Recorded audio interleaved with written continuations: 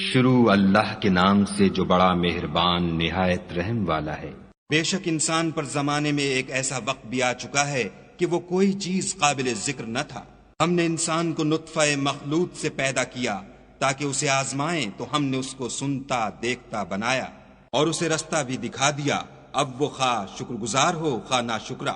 ہم نے کافروں کے لیے زنجیریں اور طوق اور دہکتی آگ تیار کر رکھی ہے۔ جو نیکوکار ہیں وہ ایسی شراب نوش جان کریں گے جس میں کافور کی آمیزش ہوگی۔ یہ ایک چشمہ ہے جس میں سے خدا کے بندے پیئیں گے اور اس میں سے چھوٹی چھوٹی نہریں نکال لیں گے۔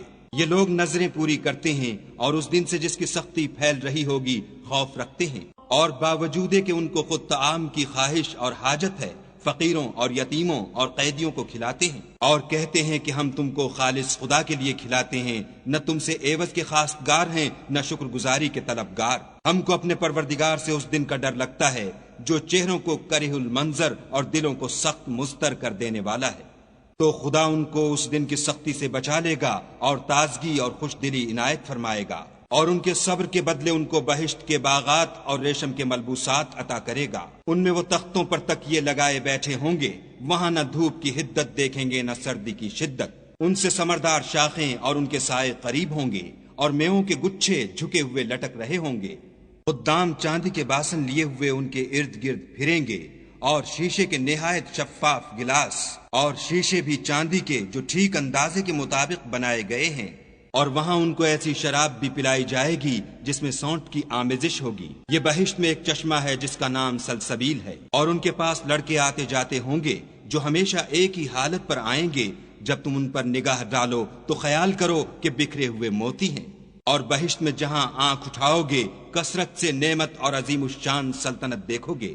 ان کے بدنوں پر دیبائے سبز اور اطلس کے کپڑے ہوں گے، اور انہیں چاندی کے کنگن پہنائے جائیں گے، اور ان کا پروردگار ان کو نہایت پاکیزہ شراب پلائے گا۔ یہ تمہارا صلہ ہے اور تمہاری کوشش خدا کے ہاں مقبول ہوئی۔ اے محمد صلی اللہ علیہ وآلہ وسلم، ہم نے تم پر قرآن آہستہ آہستہ نازل کیا ہے، تو اپنے پروردگار کے حکم کے مطابق صبر کیے رہو، اور ان لوگوں میں سے کسی بد عمل اور ناشکرے کا کہا نہ مانو، اور صبح و شام اپنے پروردگار کا نام لیتے رہو، اور رات کو بڑی رات تک اس کے آگے سجدے کرو اور اس کی پاکی بیان کرتے رہو۔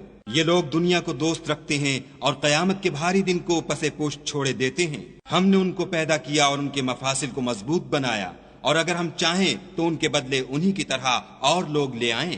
یہ تو نصیحت ہے، جو چاہے اپنے پروردگار کی طرف پہنچنے کا رستہ اختیار کرے، اور تم کچھ بھی نہیں چاہ سکتے مگر جو خدا کو منظور ہو۔ بے شک خدا جاننے والا حکمت والا ہے، جس کو چاہتا ہے اپنی رحمت میں داخل کر لیتا ہے، اور ظالموں کے لیے اس نے دکھ دینے والا عذاب تیار کر رکھا ہے۔